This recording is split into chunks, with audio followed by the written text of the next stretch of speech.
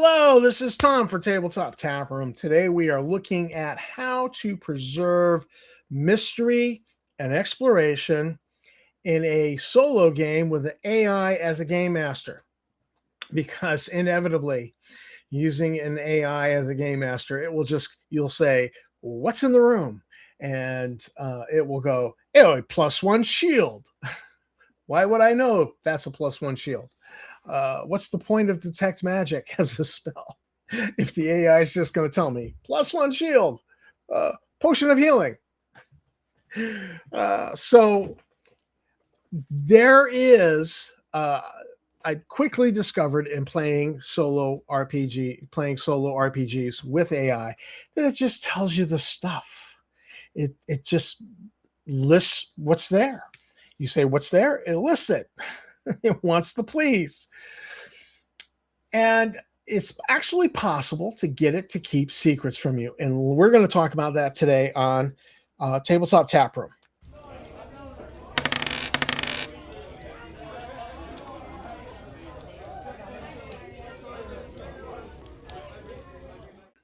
Before we get too far, let's just remind you, like, subscribe, bell icon, yada, yada, yada, and moving right along. So I've been playing Keep on the Borderlands and Crash on Volturnus with AI, and it has been a learning experience. The most recent round of learning was when I watched the AI create documents. It created documents for it to refer to. And I went, wait, what? You can create documents? Are you sure your name is not Skynet? And it's like, oh no, I don't actually create documents. Those are artifacts. Okay. Artifacts, schmartifacts, documents, whatever. But you have created post-it notes for yourself on your own initiative. Well, I was involved because I told it, you got to keep secrets from me. And so it went, all right. And it created an artifact where it was keeping secrets from me. Now, I totally have access and can click on that and open it up. But here we are in Google Notebook LM. Now, previously in a previous video, I said that there was a hybrid model for using a Google Notebook in Gemini. And I think I got to retract that. It's a lot of effort to keep Gemini on track and to keep going back to the source material.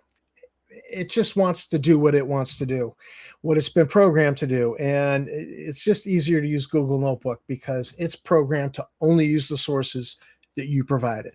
So here we are in Google Notebook, and you see my notebooks. I've got notebooks set up on Star Frontiers, and this one is on playing Keep on the Borderlands. When you set it up, you will have this panel over here on the left-hand side. This is where you put your sources. And so we can add a source. And it'll ask me, and I can come down here and I can say, I'm going to upload a PDF that I have in my downloads file on my computer. Or I can just add something directly from Google Drive, which is absolutely fantastic because the player character sheet's in Google Drive, and I update that. And so whenever it refers to the player character sheet, it automatically has the updates. It's just awesome. And then copy text. So I can copy text and paste it in here.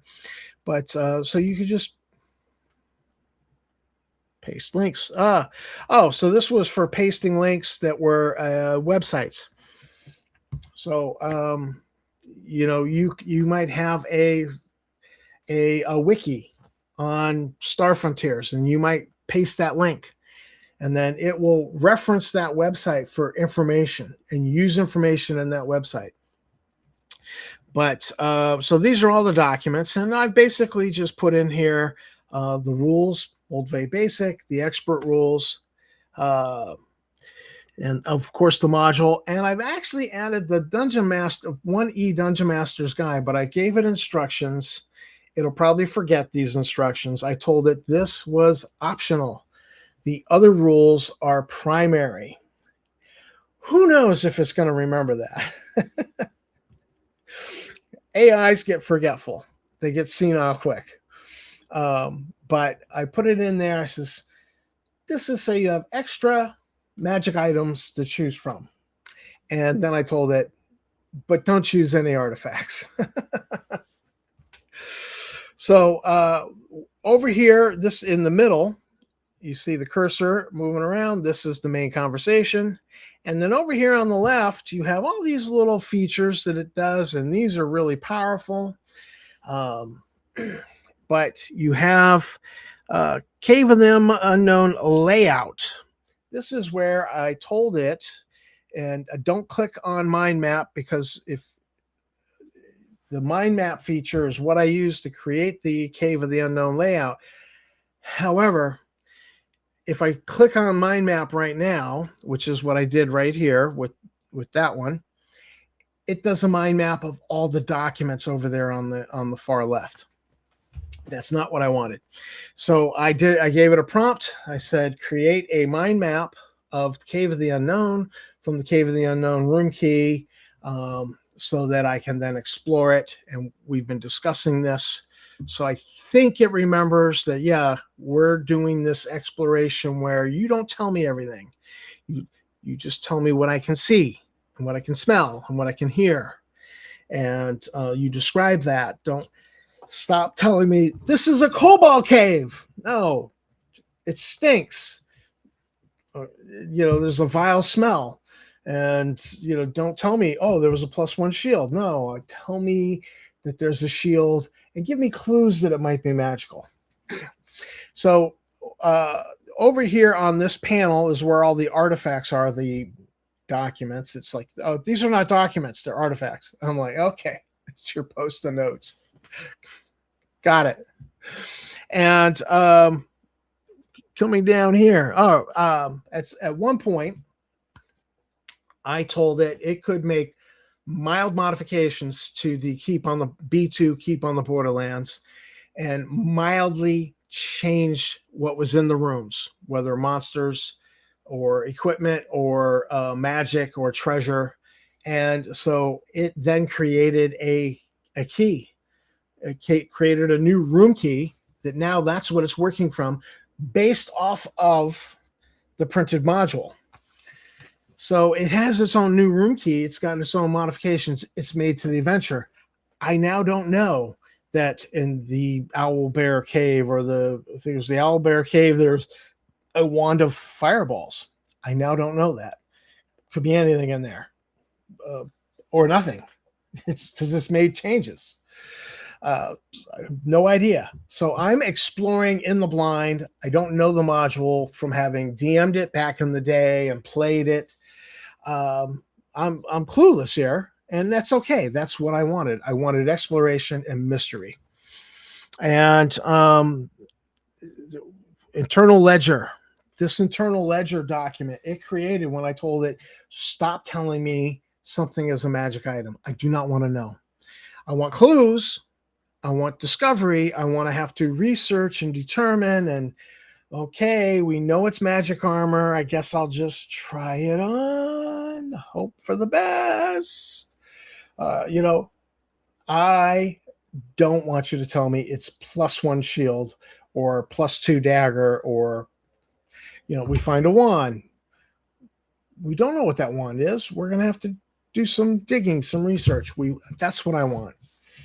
So it's created these documents over here, and because I've authorized it and told it, and I, and it could slip up. And if it slips up, you go, did you mean to do that? Because I thought we discussed you not telling me X and Y.